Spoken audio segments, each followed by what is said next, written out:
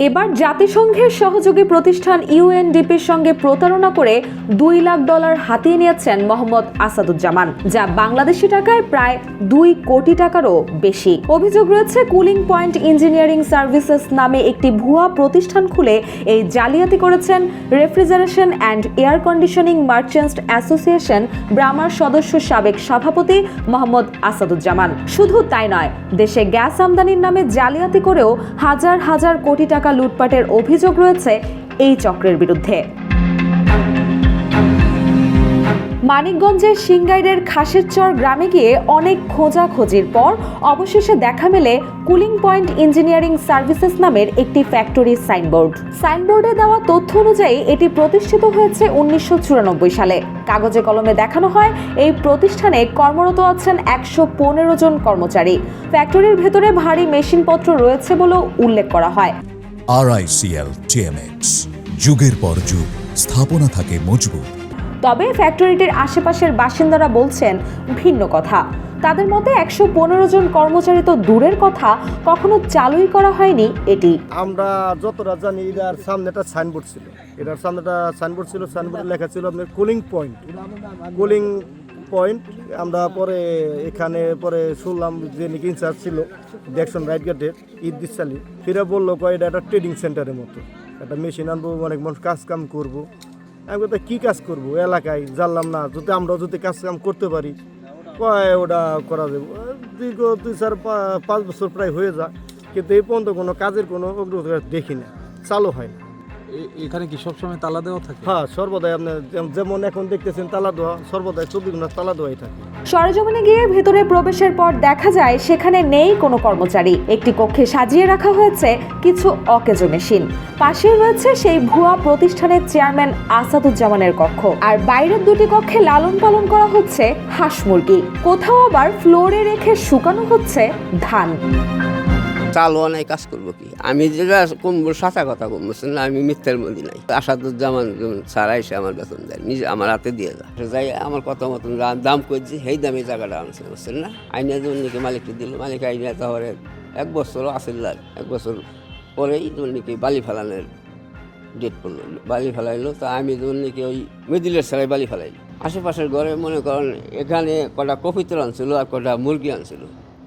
এই মুরগি আদারটা দেখলাম কপি তোর মনে করেন আড়াই যায়, মুরগিও আড়াই যায়, তাই জন্য কেন এই ঘরে এখন বর্তমানে। তাহলে কি কারখানা এখন এই কাজ না হয় কি হাঁস মুরগির চাষ হয়?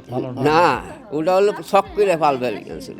এ বিষয়ে অভিযুক্ত আসাদুজ্জামানের কাছে জানতে চাইলে তিনি বলেন, ইউএনডিপি যা টাকা দিয়েছে তার কয়েক গুণ বেশি খরচ করেছেন তিনি। জাতিসংঘের এই অনুদানের টাকায় কুলিং পয়েন্টে হাঁস মুরগি লালন পালন করা হচ্ছে কিনা জানতে চাইলে তিনি আরো বলেন, আচ্ছা ঠিক আছে, আপনি দেখেন কয়েক কোটি টাকা না, ওটা আপনি ইউএনডিপিতে গেলেই খোঁজ দিতে পারবেন। জি জি, ওখানে যে টাকা তার চাইতে বেশি আমি খরচ করেছি ওখানে হচ্ছে, এগুলো এটা আপনি দেখে নেন। আচ্ছা আচ্ছা। কিন্তু ভাই এখানে তো এই যে হাঁস মুরগি কবুতর এছাড়া কিছু দেখতে পাচ্ছি না।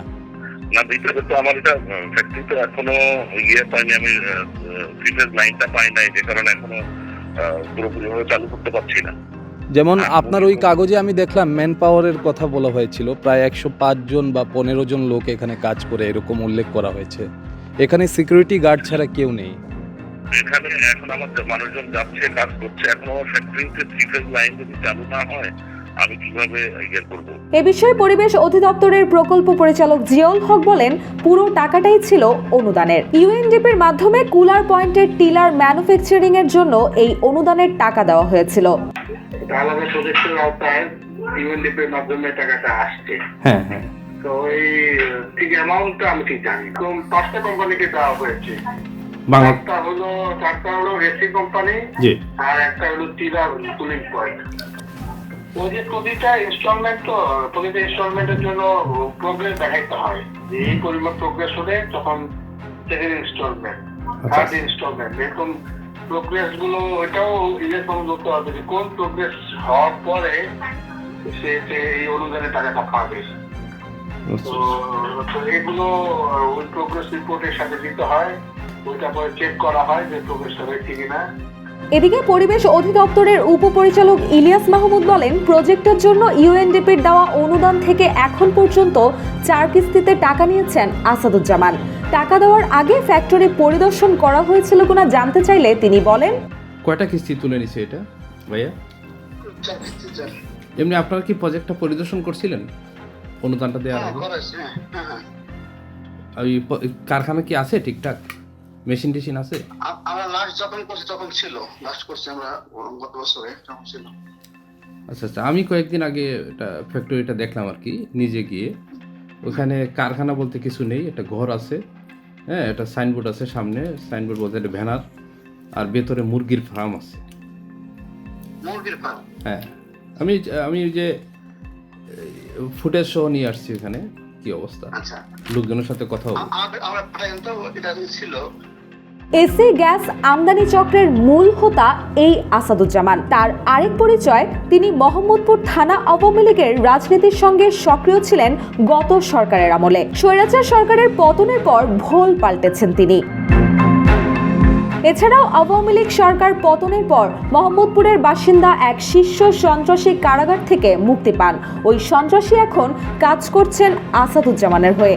এমনকি বিএনপি শীর্ষ নেতৃত্ব অতীতে যেসব ব্যক্তির কারণে সমালোচিত হয়েছে, তাদের একজনও আওয়ামী লীগ নেতা আসাদুজ্জামানকে রক্ষা করতে সরাসরি তদবির করছেন বিভিন্ন স্থানে। এমন একটি অডিও রেকর্ডও এসেছে দৈনিক জায়জায়দিনের হাতে।